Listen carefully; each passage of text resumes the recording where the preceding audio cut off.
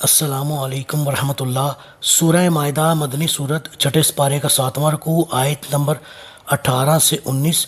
اعوذ باللہ من الشیطان الرجیم، بسم اللہ الرحمن الرحیم۔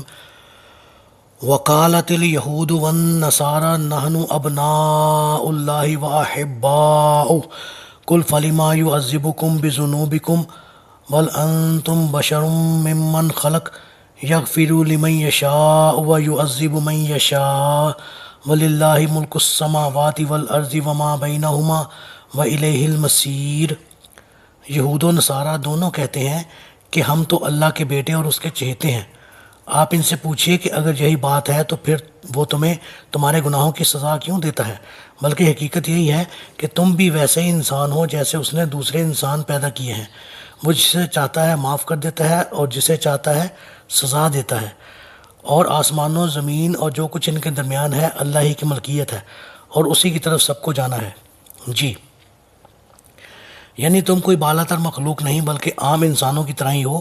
تمہاری بھی اللہ کے حضور ویسے ہی باز پرس ہوگی جیسے دوسرے لوگوں کی ہوگی۔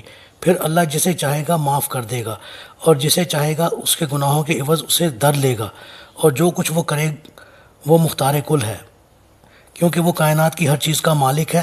کوئی چیز اس کے آگے دم نہیں مار سکتی اور اس کے حضور سب کو پیش ہونا پڑے گا، اور یہ ایسی حقیقت ہے جس سے کوئی مفر نہیں۔ یا اہل الکتاب قد جاءکم رسولنا یبین لکم علی فترۃ من الرسل ان تقولوا ما جاءنا من بشیر ولا نذیر فقد جاءکم بشیر و نذیر واللہ علی کل شیء قدیر۔ اے اہل کتاب، تمہارے پاس ہمارا رسول اس وقت آیا اور احکام کو واضح طور پر بیان کر رہا ہے جبکہ رسولوں کی آمد کا سلسلہ بند ہو چکا تھا، تاکہ تم یہ نہ کہہ سکو کہ ہمارے پاس تو کوئی خوشخبری سنانے والا اور ڈرانے والا آیا ہی نہیں۔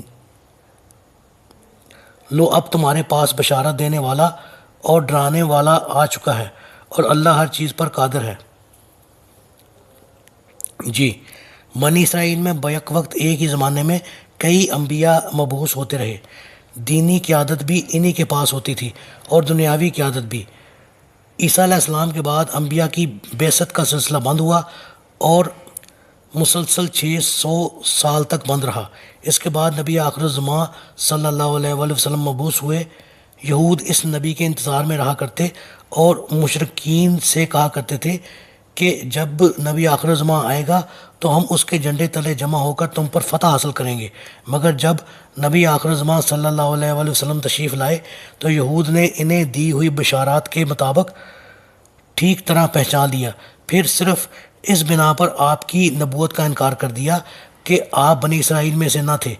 انہی یہود کو اللہ تعالیٰ مخاطب کر کے فرما رہے ہیں کہ جس بشیر اور نذیر کا تمہیں انتظار تھا وہ آ چکا، اب تمہارے پاس کچھ عذر باقی نہیں رہ گیا، لہٰذا اگر اب تم اس سے انکار کر رہے ہو تو خوب سمجھ لو کہ اللہ تعالیٰ تمہیں اس جرم کفر کی سزا دینے پر پوری طرح قادر ہے۔ یہود کی طرح نصارہ کو بھی نبی آخر الزماں صلی اللہ علیہ وآلہ وسلم کا انتظار تھا، اور ان کا یہ خیال تھا کہ وہ نبی ہم میں سے ہوگا اور ہم اس کے ساتھ مل کر یہود سے بدلہ لیں گے۔ پھر جب ان کی یہ آرزو پوری نہ ہو سکی تو ان میں سے بھی اکثر نبی آخر الزماں صلی اللہ علیہ وآلہ وسلم کے مخالف ہو گئے۔ اللہ تعالیٰ سے دعا ہے اللہ تعالیٰ ہمیں قرآن کو پڑھنے، سمجھنے اور اس پر عمل کرنے کی توفیق عطا فرمائے، آمین۔